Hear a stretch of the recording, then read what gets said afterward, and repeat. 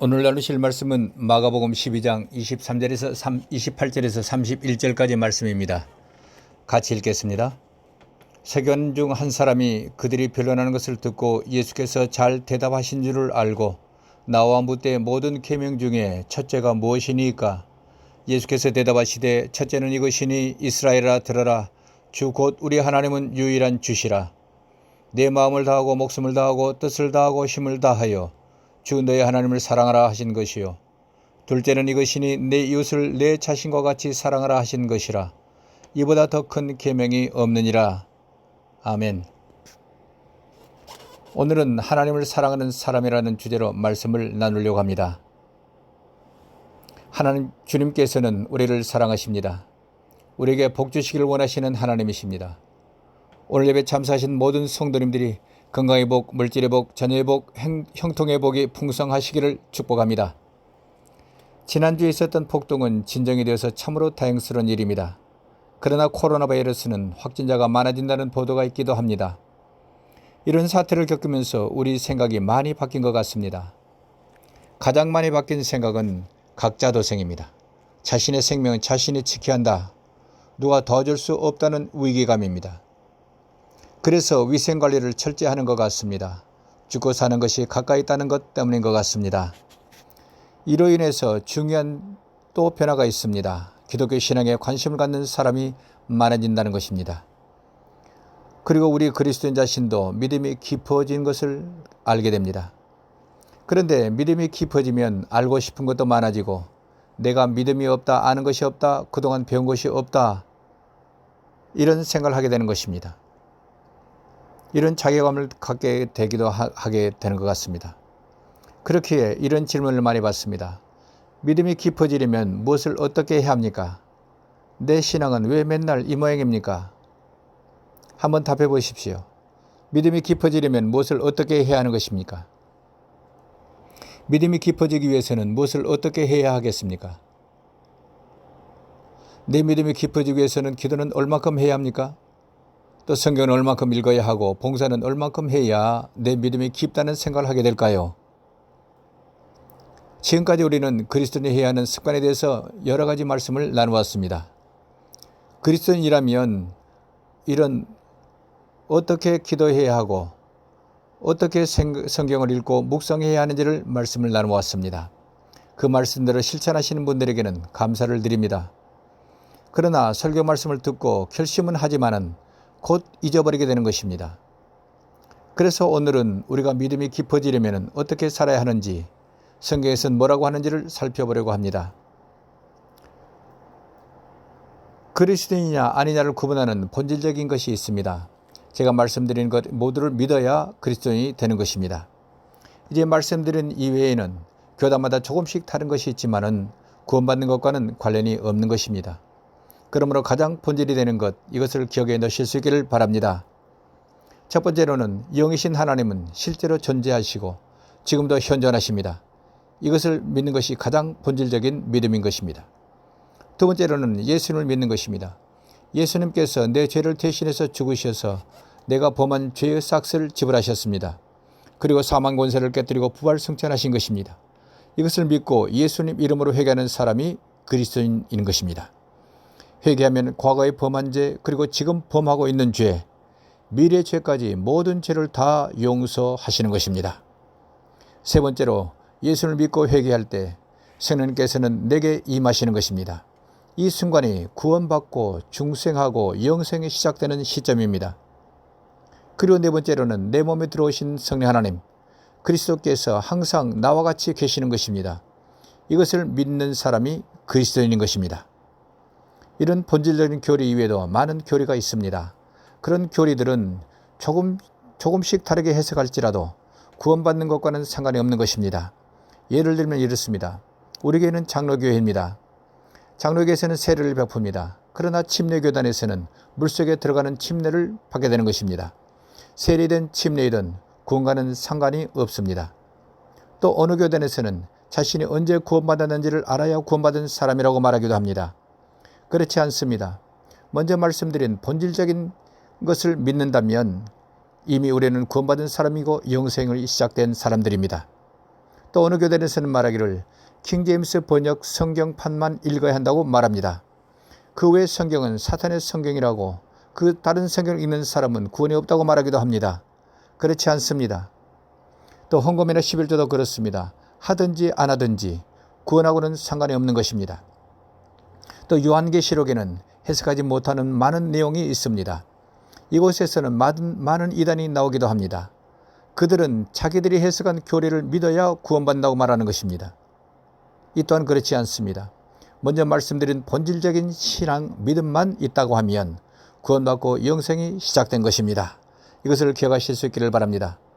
그런데 중요한 것이 있습니다. 이런 본질적인 것 모두를 믿는다고 하지만은 나는 믿음이 적다, 구원받은지 모르겠다 말하는 사람이 있다는 것입니다.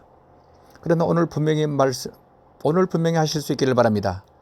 방금 말씀드린 이런 본질적인 교리를 믿으신다고 하면 구원받는 믿음을 가진 것이고 영생이 시작된 것입니다.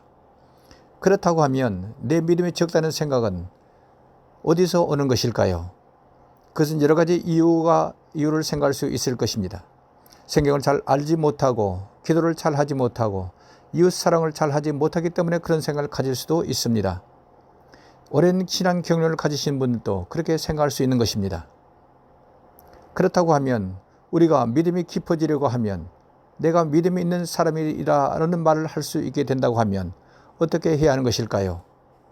성경은 얼만큼 읽어야 하고, 기도는 얼만큼 해야 하고, 이웃 사랑은 얼마나 해야 믿음이 깊다는 생각을 하게 될까요?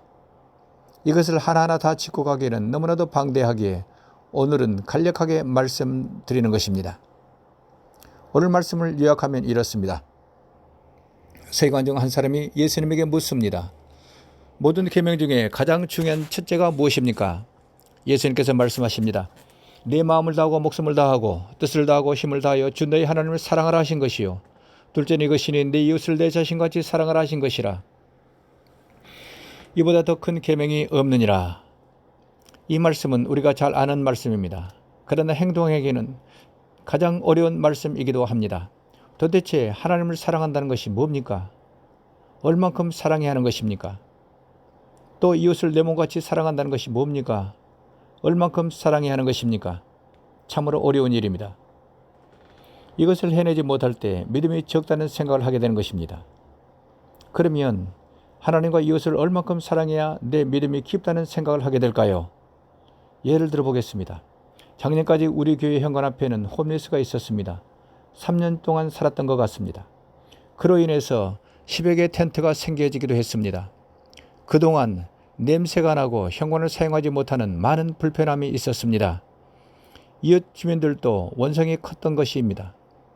그런데도 교회이기 때문에 나가라고 할 수가 없었던 것입니다.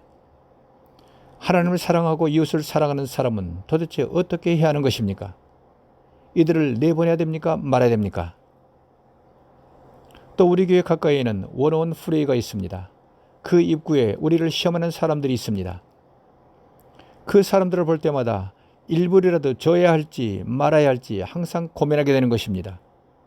그 양반들에게 돈을 줘야 합니까? 말아야 합니까? 하나님을 사랑하고 이웃을 사랑하는 사람은 도대체 어떻게 해야 하는 것입니까?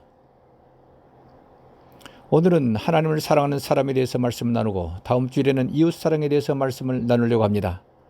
그러면 하나님을 사랑하는 사람은 무엇을 어떻게 해야 하는 것일까요? 어떻게 해야 믿음이 깊어지는 것입니까? 첫 번째로 말씀을 순종하고 행동해야 하는 것입니다. 사무엘상 15장 22절에는 이렇게 말씀을 하고 있습니다. 사무엘이 이르되 여호와께서 번제와 다른 제사를 그의 목소리를 청종하는 것을 좋아하심같이 좋아하시겠나이까? 순종이 제사보다 낫고 듣는 것이 순양의 기름보다 낫다. 말씀을 듣기만 하고 순종하지 않으면서 제사 드리는 것 틀렸다는 것입니다. 말씀을 들었다면 순종해서 행동해야 하는 것입니다. 이것을 알기 때문에 순종하지 않을 때는 내가 믿음이 없다는 생각을 하게 되는 것입니다. 시편 103편 17절에서는 행동하는 그리스도인에 대해서 이렇게 말하고 있습니다. 여호와의 인자하심은 자기를 경외하는 자에게 영원부터 영원까지 이르며 그의 의는 자손의 자손에게 이르리니 곧 그의 언약을 지키고 그의 법도를 기억하여 행하는 자에게로다. 성경 말씀을 듣고 순종하는 사람에게는 자신뿐만 아니라 자손 대대로 인자를 베푸겠다는 말씀입니다. 이 말씀대로 순종하는 아브라함, 이삭, 야곱, 요셉에게 자손 대대로 인자를 베푸셨던 것입니다. 실제로 우리 주변에도 말씀을 순종하는 사람들에게는 가문대대로 복을 주시는 것을 보게 되는 것입니다. 또 시편 103편 20절과 21절에서는 이렇게 말씀하고 있습니다. 능력이 있어 여호와의 말씀을 행하며 그의 말씀의 소리를 듣는 여호와의 천사들이여 여호와를 송축하라. 그에게 수종들며 그의 뜻을 행하는 모든 천군이여 여호와를 송축하라. 하늘에는 천군 천사가 있습니다. 우리 눈에 보이지는 않지만 하나님의 일을 하는 영체들입니다. 그들은 하나님의 말씀을 듣고 즉시 행동으로 옮기는 것입니다. 그러면 이 땅에서는 누가 천군이고 천사이겠습니까? 하늘에 있는 천군 천사가 우리를 돕는다고 말하기도 합니다. 어느 분은 천사가 도와서 가는 길을 잘 갈 수 있었다고 말하기도 합니다. 그러나 그것은 명확히 알 수는 없습니다. 그러나 오늘 말씀을 통해서 우리가 분명히 알게 되는 것은 우리가 이 땅에서는 천군 천사가 되는 것입니다. 그것을 에스겔 37장에서 찾아낼 수가 있겠습니다. 에스겔 37장에서는 바짝 말라서 해골이 되어버리고 먼지가 된 뼈들이 있습니다. 그들에게 하나님 말씀이 들려지자 그들이 살아난다는 환상입니다. 그 장면을 이렇게 설명하고 있습니다. 10절입니다. 내가 그 명령대로 대언하였더니 생기가 그들에게 들어가매 그들이 곧 살아나서 일어나 서는데 극히 큰 군대더라. 극히 큰 군대가 되었다는 것입니다. 하나님의 생기가 들어가자 그들이 하나님의 생기를 품은 사람, 하나님의 군대가 되었다는 말씀입니다. 우리가 이와 같습니다. 하나님의 생기가 우리 안에 들어와 계십니다. 그러므로 우리는 하나님의 군대가 되는 것입니다.